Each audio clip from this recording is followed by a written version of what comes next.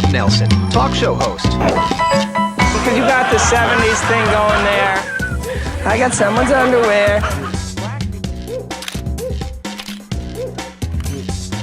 Robert Kennedy, thanks for taking a minute. Simple question. Tucker, it's good to see you. Listen, you're a Bitcoin maximalist. You're Bitcoin forever. I hate this central bank digital currency. Hey, I don't have all the answers, but together, I know we can find them. Hey everybody, welcome to the show. Welcome to Rob Nelson Live. Happy Wednesday night. John Voight, remember him, the actor? Won the Academy Award, Deliverance. It's an old movie, but it's worth watching if you've not seen it. Burt Reynolds, John Voight. It's scary as fuck. I mean, man, when they squeal like a pig. No, but it's terrifying. You know, the guys go, you know, white dudes from like Virginia, wherever they're from, you know, from New York, upstate, whatever, you know, middle class, go on a, you know, rafting trip down in Appalachian. All hell breaks loose. It's like a real horror movie. There ain't no monsters. There's just real people living in the swamps. Also has one of the best banjo things ever. The banjo playoff. The kid whose face is all messed up. He looks totally retarded, but he can play the banjo like there's no tomorrow. And they do the banjo playoffs. It's called Dueling Banjos. You can actually find it if you have it. Each one goes back and forth, back and forth, back and forth.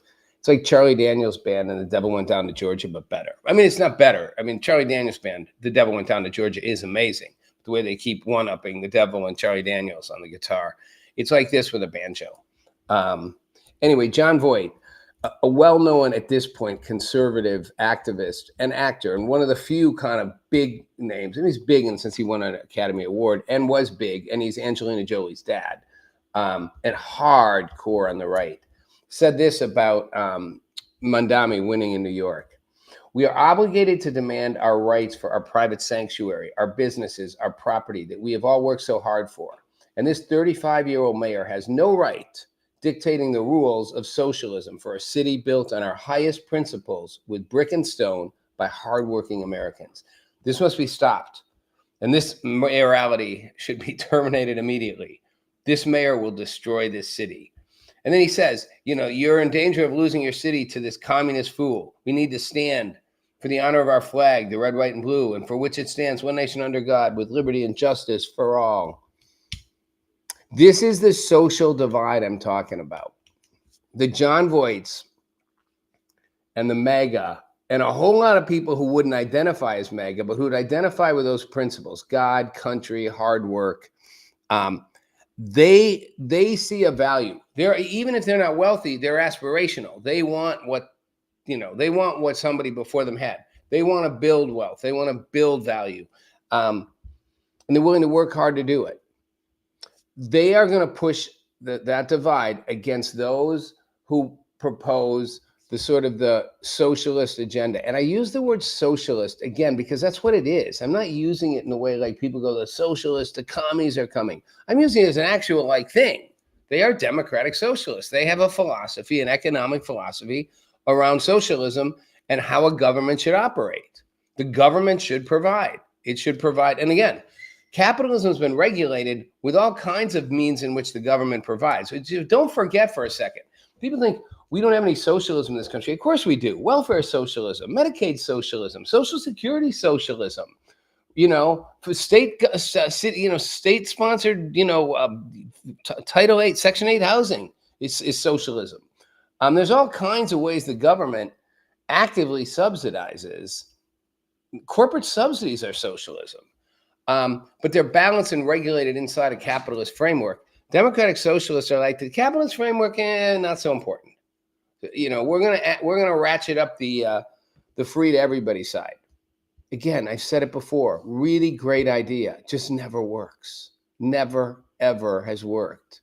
I mean, a lot of young people like this stuff, and a lot of young people don't know history. It just never worked. It's not fun. The idea, just don't make people work and just give them stuff, has never worked. It's never paid off. Find me the society where it worked. I'll always say, even China. Not only didn't it work and failed spectacularly, cost millions of people their lives under Chairman Mao, but it was remade into a socialist, a communist society with kind of a capitalist engine underneath. And there's still a lot of state-run stuff in China, but all you need to know when you want to look at whether socialism or capitalism work better is there's this amazing satellite picture from the 70s, maybe the 80s. And it's looking down on Germany before the wall had fallen, before the Berlin Wall had come down. So you had East Germany and West Germany.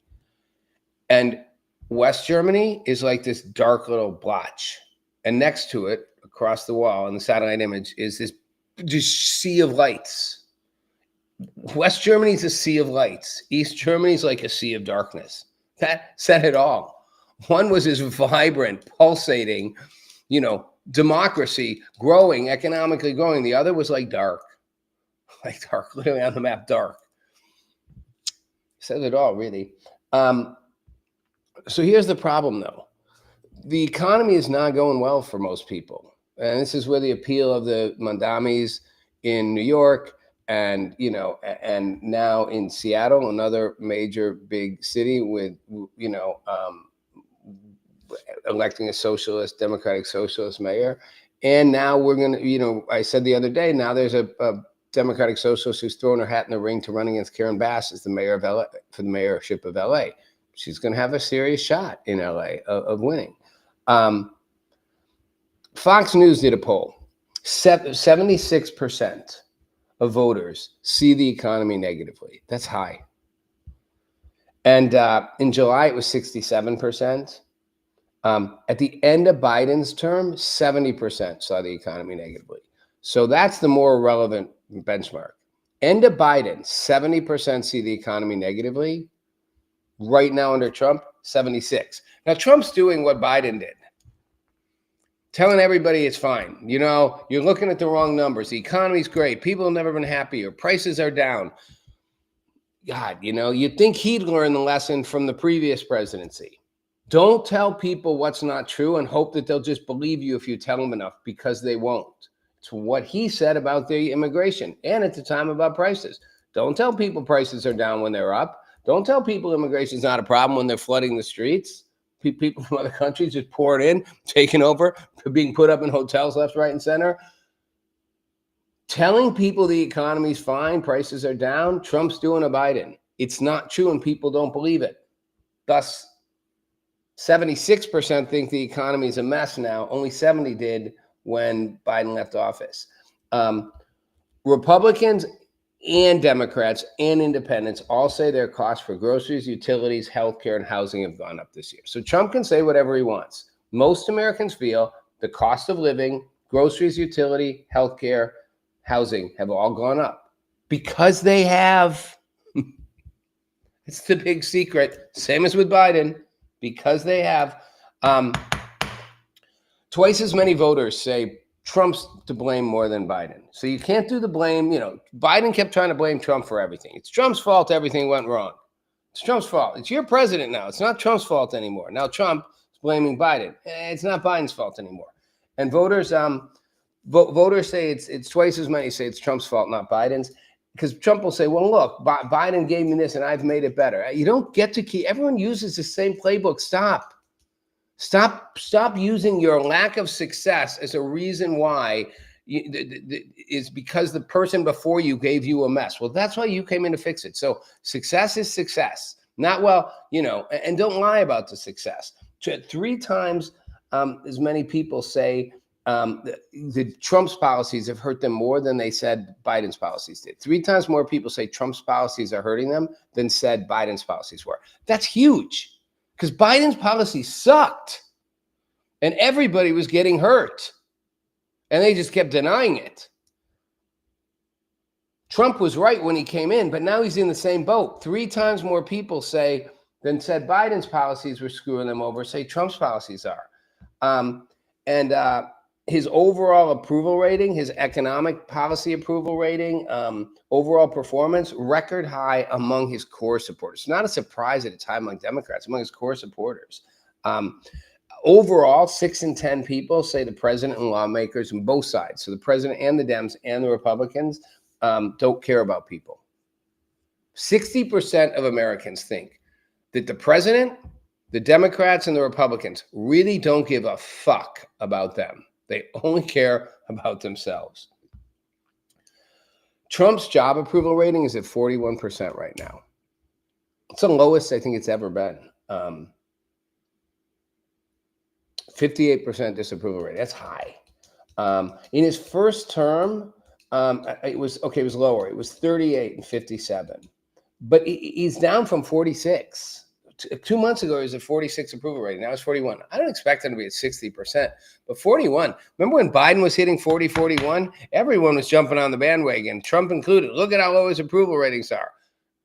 And Biden would be like, you're looking at the wrong polls. Well, I hate to say it, but Trump's doing the same thing.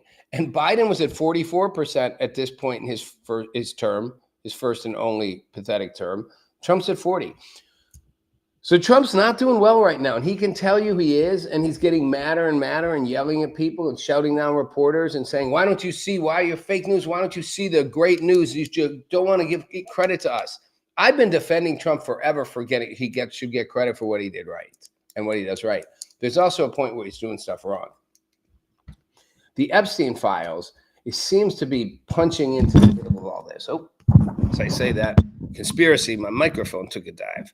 The Epstein file seems to be punching right in the middle of all this, and punching hard. So again, this is such a soap opera. I don't know where to start in soap opera. I'll start with Larry Summers. Larry Summers was the Treasury Secretary under Joe Biden. And he was also the former president of Harvard.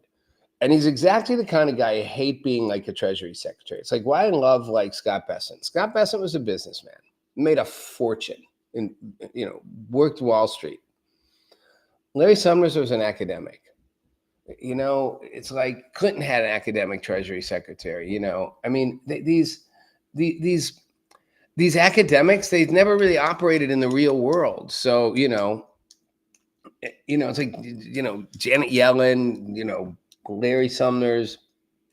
However, Larry Summers just got himself in a bunch of hot water because the recent batch of Epstein files that they released. Now, this is different than they're going to release everything now, but the recent batch showed they'd been exchanging text messages right up to like 2019. I mean, like right up in, like he was after the first sex charge thing, he was still going back and forth with them. And then that's right before he got arrested the second time is when the last text messages between Sumner and Epstein go. And here's where it gets all fucked up. Sumner's is confiding to Epstein about his relationship with a woman he describes as a mentee. And Epstein says he's Sumner's wingman. These guys have like hundreds and hundreds of texts.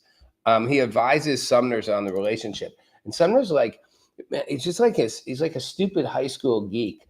I mean, he's like, he runs through it all with her. We talked on the phone. And then she said, I can't talk later. Don't think I can talk tomorrow. I said, what are you up to? She said, I'm busy. I said, awfully coy, are you? Who is this? Jesus Christ. You don't want you running my Department of Treasury. His whole like kid back and forth. Did you really rearrange the weekend we were going to be together because guy number 3 was coming? She said, no. His schedule changed after we changed our plans. It's like a bad soap opera. He doesn't want to be the, quote, friend without benefits.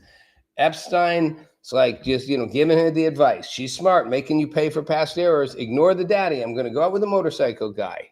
Like, wow, Summers is the daddy. Oh, Lord. Anyway, Summers is his like dating coach, It all comes out in the wash. And Summers caught with his pants down, so to speak. I bet he was a terrible lay, too. I'm deeply ashamed of my actions and recognize the pain they have caused. You don't notice when people get caught? They're always ashamed, and they always regret the pain. regret it, recognize it. It's so like obvious. It's like a kid being caught and in trouble. You just lie. You say whatever you have to say. Okay. If you are deeply ashamed and recognize the pain they've caused, why are you only saying that now after it came out and everybody knows about it?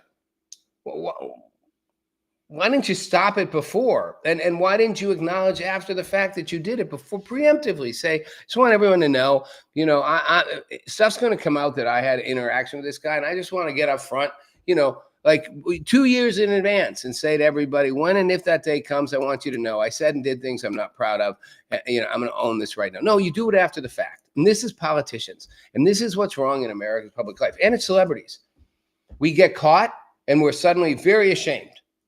And we recognize the pain we caused. And then he says, I take full responsibility for my misguided decision to continue communicating with Epstein.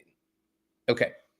First of all, you take full responsibility? That's awesome.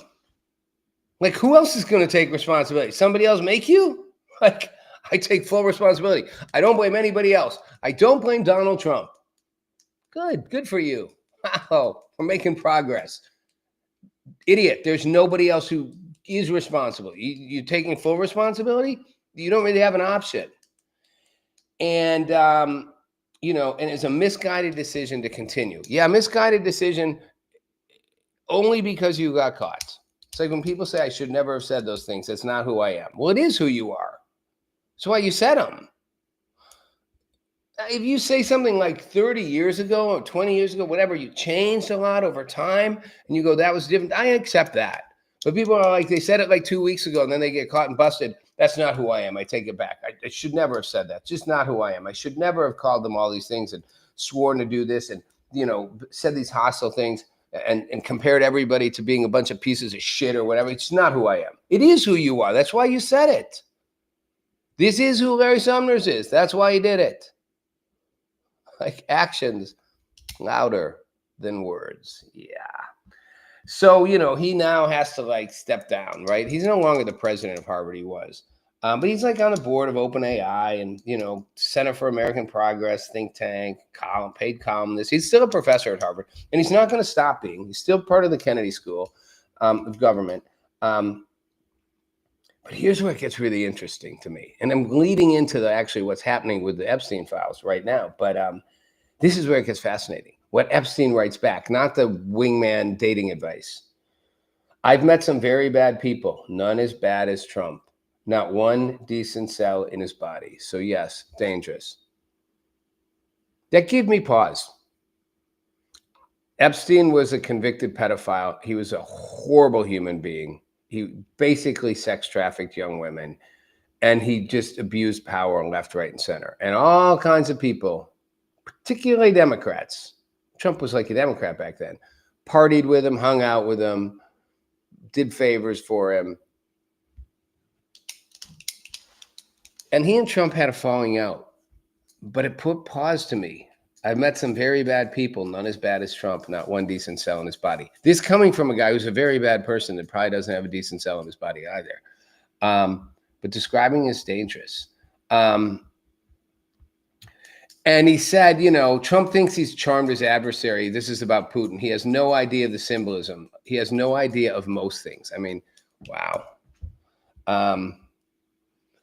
And Sumner's and this is 2016, Trump's first presidency, and Epstein go back and forth about Trump, Epstein, and Sumner's really thinks Trump doesn't have any idea what he's doing either. But it's fascinating to me that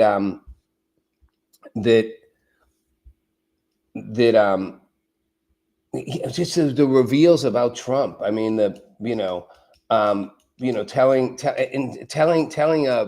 the foreign European secretary, the Council of Europe secretary, it's not that complex.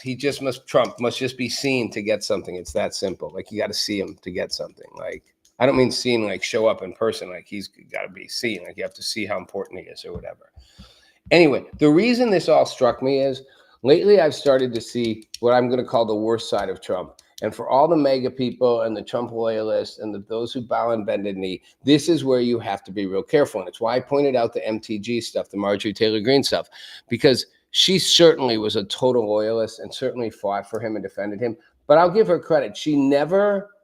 I've never seen her not stand by what she thinks her principles are. And she's acknowledged can change or grow, but she's pretty committed to her principles. And I'll give her credit. She was committed to those principles when nobody thought Trump could win. And she was one of the few out there pushing for it, fighting for it publicly, putting money behind it. Then everybody jumped on the bandwagon. And now all the Republicans are on the bandwagon. But MTG is like, well, I'm not on the bandwagon about certain things. I'm not on the bandwagon about 600,000 Chinese students in our universities, knowing that probably a third of them could well be spies, or certainly coaxed by the government to extract information or whatever. I mean, don't trust China, that's for sure. And she's not on the Epstein stuff. She's not on the HB 61 whatever visas. For foreign workers, she's like, train Americans to do those jobs. But she was real clear. I'm on the side of the survivors here. These women were victimized, and it's not okay. And I'm not going to let anybody walk away and pretend it is and turn their head. I don't think President Trump did something wrong, she says, but we're not hiding this stuff. This stuff comes out. Everything the government knows, we should know. This to me is why Trump lost it with Marjorie Taylor Greene. I think he didn't want these files to come out. And this is why I'm scratching my head, literally and figuratively, going, what was he afraid of? What was Trump afraid of? Clearly, there isn't something in there that says he did some horrible thing. Otherwise, the Democrats would have released it a long time ago. Under Biden, it would have gotten released. There's not something in there directly making Trump out to be like a pedophile. So what's he scared of? Is he protecting others? Not his nature. I have their friends, maybe. Or is he just protecting his ego? Because he's going to look like he's it's going to look ugly. It's going to look like he was buddied up with this guy who's a scumbag. It's going to look like he's just like Clinton, maybe. Or is it even more that it's going to show stuff like these emails showed of Epstein saying Trump is basically like a horrible human being and not that, doesn't really know how, he's so easy to mess with because his ego is so big. Is he just because he's so thin-skinned? Is that what this is? He just didn't want it to come to light. I mean, I can't in my head figure out why. When all these people ran on releasing this stuff, and the Pam Bondis and the Cash Patels, and suddenly they're like, not so fast, we're not gonna. And Trump went from they're hiding stuff. And again, most of Epstein's friends were Democrats. So it's gonna look worse for them. And I get why the Democrats didn't want it to come out. And suddenly Trump changes his mind and doesn't want it to come out. And suddenly the Democrats do. Wow, can't make this up. The Democrats didn't want it to come out, probably because it was gonna make a lot of them look bad.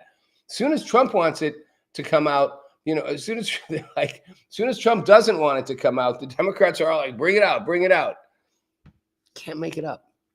Anyway, what's he hiding? I don't know. Hiding something. And it's cutting really deep into the core. So, and this is where I'm really starting to get worried. The stuff he said about Marjorie Taylor Greene, not okay. I mean, it's just, she's one of it shows you how thin the trust line goes. Loyalty goes to the moment you don't give him ultimate loyalty. He doesn't just kind of get a little distance. He did what he did to Elon Musk. He brings the friggin' hammer down. He said, wacky Marjorie Taylor Greene.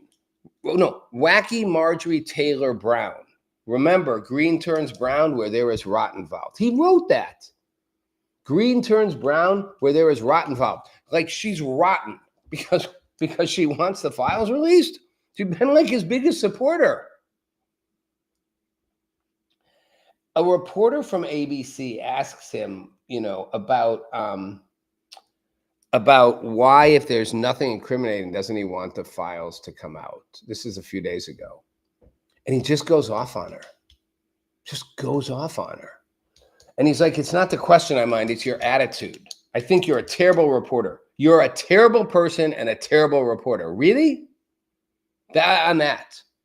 Okay, I mean, I'm just saying, you've got to actually hear this stuff. I laugh at the way he trolls people. He's not trolling here. He's friggin' angry.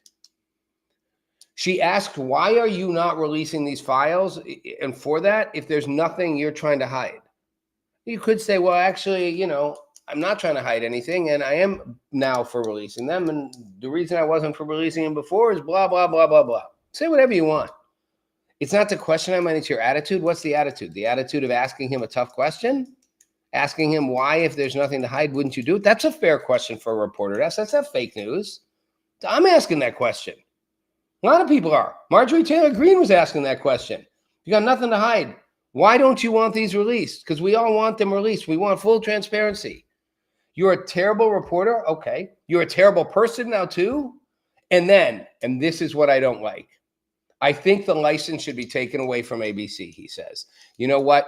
You're fake news. We have a really good FCC commissioner. He should investigate you. This is what I was talking about a couple weeks ago. Not okay. Not okay. I'm not saying he can take ABC's license away, but he can certainly threaten and scare them, and that's getting scary. That's when people said to me, were like, well, maybe they, you know, pushed Jimmy Kimmel off because they were scared. Yeah, maybe. I mean, a reporter asked him a totally legitimate question, which a lot of us are asking, including his supporters. Why are we hiding this? And he's like, you're a terrible person. You're a horrible reporter. And by the way, I have a good FCC chairman. We should really investigate pulling your entire network's license. I get it. ABC's done a lot of crappy, bad, fake news shit for the last 4 years, probably the last 10 years, 100%. But not based on this.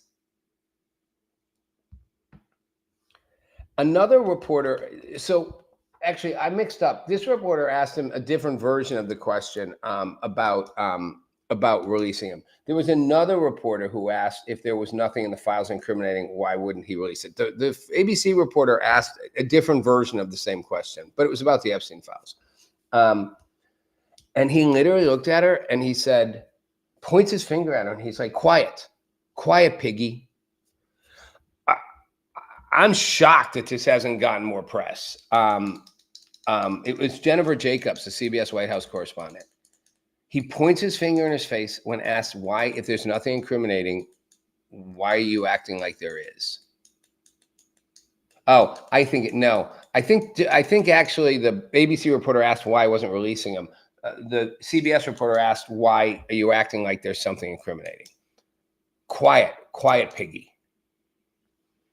I'm like, whoa. Okay, I love them all for not a problem with Trump and his insult machine, but seriously, reporter asks you a question, you stick your finger in her face and call her a pig? But here's what really shocked me. Where's the outrage? I literally had to listen to it 3 times. I was like, is her name Peggy? Like, did I miss something? Hey, look, no, her name's not Peggy. Like her name's Jennifer Jacobs. Yeah, you can look at a picture of her.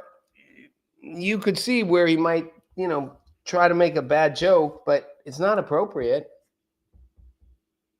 Doesn't matter if she's the ugliest person you've ever seen or the hottest. She's not the hottest, but doesn't matter. It's not appropriate. You're the president of the United States. She's asking you a question. You call her a pig? Tell her to be quiet? Call her a pig? This, you know, a half hour apart from threatening to pull the license on ABC for asking a similar question. But where's the outrage? Imagine in the old days, CNN with Chris Cuomo and Don Lemon, all day 24/7 coverage. They would have been just hammering on him calling a reporter piggy. Like the offensiveness, the misogyny, the inappropriateness, the lack of respect for journalism, all of it, on and on. They literally go 24/7. It's like silence. I mean, there's a little clip at CNN online. Why? Why are they quiet? I think because they're scared. I think they're all scared. I think the networks truly are scared. They're scared of what Trump's going to do if they are too tough on him. I mean, I really think it's having that effect, which scares me. I don't want our press, you know, intimidated into silence. I want them to actually start asking legit questions and being legit reporters and news outlets. And I'm all for calling them fake news for their fake news. But I don't want them so intimidated they won't even say things, you know. And then this is the last piece of this, and then I'll kind of wrap it. The MSB, that really threw me, and I've got a conclusion out of this. But he's got the Crown Prince of Saudi Arabia, and he's sitting with him, and a reporter asks, about doing business in Saudi Arabia. That's fair. He says, it's not my business, my family's business. That's fine. But then asks Your Royal Highness, the MSB, about orchestrating the murder, of Khashoggi. And he did. Our own CIA figured it out. It wasn't a rocket science thing to figure out. The Crown Prince put the hit on Khashoggi, who was working for the Washington Post, who was trashing the Crown Prince in Saudi Arabia. He was a person non grata, could barely even come back into his own country. They kidnap him, in the middle between embassies, boom, whatever, do him, brutalize him, torture him, cut him to pieces, basically, and leave him for dead. And later say, we don't know who did it. Our own government concludes we know who did it. The government of Saudi Arabia did it. At the time, I was so outraged. I was like, this is not, because Biden was like all jumping in bed with the Saudis at that time. And I was like, this is who they are. He may be a reformer, and he may be doing good things for Saudi Arabia, and ultimately will form peace with Israel. These are all good things. But this guy's a brutal dictator. And he took out a journalist who was just offensive to the regime, and they did it in the most ruthless, horrible way to terrify other reporters from doing it. And I pretend he doesn't know. But my problem is Trump's reaction. Trump doesn't let it sit. He basically castrates the reporter. And says, as far as this gentleman is concerned, meaning, the Crown Prince, he's done a phenomenal job. What you're mentioning was controversial. A lot of people didn't like that gentleman, meaning Khashoggi, the journalist. And whether you like him or didn't like him, things happen. But MSB knew nothing about it, and we can leave it at that. Wow. That's worse than the Putin defense stuff, which I understood he was doing, and probably doing some of this because he wants a good relationship with the Crown Prince and knows if the Crown Prince's ego is hurt, just like Trump, bad things can happen in the relationship. But you're going full scale that the Crown Prince has no idea about any of this, and the guy Khashoggi was probably a bad dude anyway. Khashoggi wasn't a bad dude. He was a fucking good journalist is what he was, unlike most of these people. And he was saying things that were true, and he was saying them at the risk of his own life and his wife's life, and he lost his life in a horrible way for it.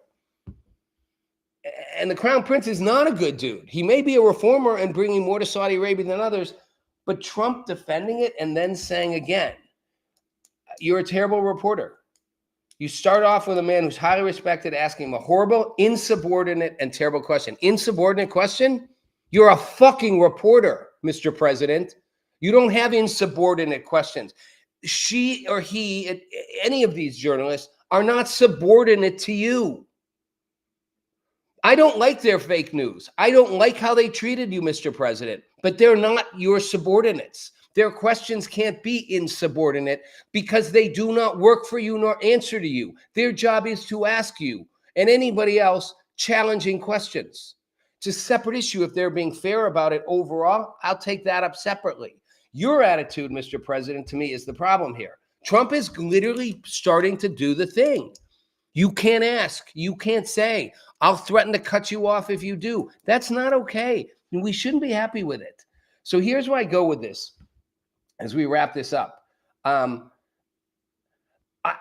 think we're missing the larger point here.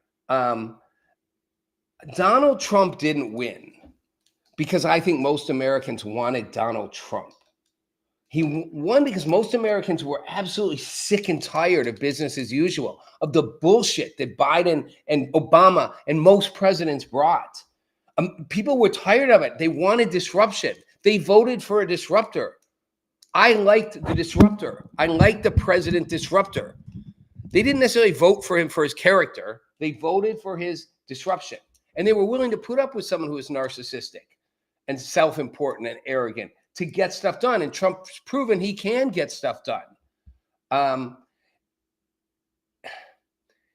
mean, if there was a leader from the Democrat side, who did that, who really did that, people would have voted for that person if that person had better character. They just picked character comes second right now. I need the person who's not going to just keep feeding me the BS and start making changes, tell me the truth, and make things happen. If there had been a Democrat doing that, who was like an actually better version than Trump personality-wise, people would vote for that person. And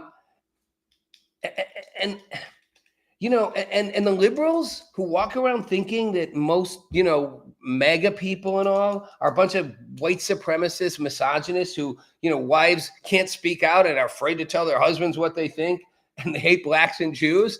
Like, no, they were just tired of watching the system screw them over. The working class Dems who voted for Trump were tired of the system screwing them over. The Republicans who were watching what was happening under Biden, Obama, and all that were tired of a system screwing them over. And they were like, no. I've heard more people say, I don't like the way he says things. I don't like the way he says things often, but I like what he's trying to get done. And again, the working class people weren't sold some bill of goods like they had the wool pulled over their eyes. I don't even know what that means. They were picking a candidate who, again, they were in a party that says it's all identity based. If I'm black and you don't don't vote for me, it means you don't like black people. I can't answer a fundamental question. What's the difference between a man and a woman? They're like, no, I want to pay my bills. Trump's going to help me pay my bills, which brings me back to the problem. Trump right now is not helping them pay their bills. And that's why people are pissed. And this will backfire. As for Epstein, we'll see. Those files are coming out. Now the whole thing turned, right? And the Senate passed it right through. It didn't even take them a day, And so the House passed it. The Senate passed it right on the president's desk. President's going to have to sign it. Now, when he signs it, it's still, they still may now, Pam Pondi's attorney general might come out and say, well, we can't release all this stuff now because, we're in ongoing investigations. They better not do that. But here's the final thing I'll leave you with. When you think about this whole game and what's happening and his fury at the Epstein stuff, just remember one simple thing. Donald Trump didn't need them to pass a bill at all to release the Epstein files. Donald Trump could have released them all himself, just like he did with Kennedy, the assassination, right? Martin Luther King. He didn't need, just like he did with the documents he took home to Mar-a-Lago. He didn't need anybody's permission. He didn't need Congress to pass a bill to release everything they have. He's president. He classifies. He makes the release decisions. He could say, I'm ordering my government to release all the Epstein files we have. Didn't need anyone else to do it. That should make you ask a couple whys. I will see you on Friday. It's Rob Nelson Live. Thank you for watching. Meet Rob Nelson, talk show host. Because you got the 70s thing going there. I got someone's underwear. Robert Kennedy, thanks for taking a minute. Simple question. Tucker, it's good to see you. Listen. If you're a Bitcoin maximalist, you're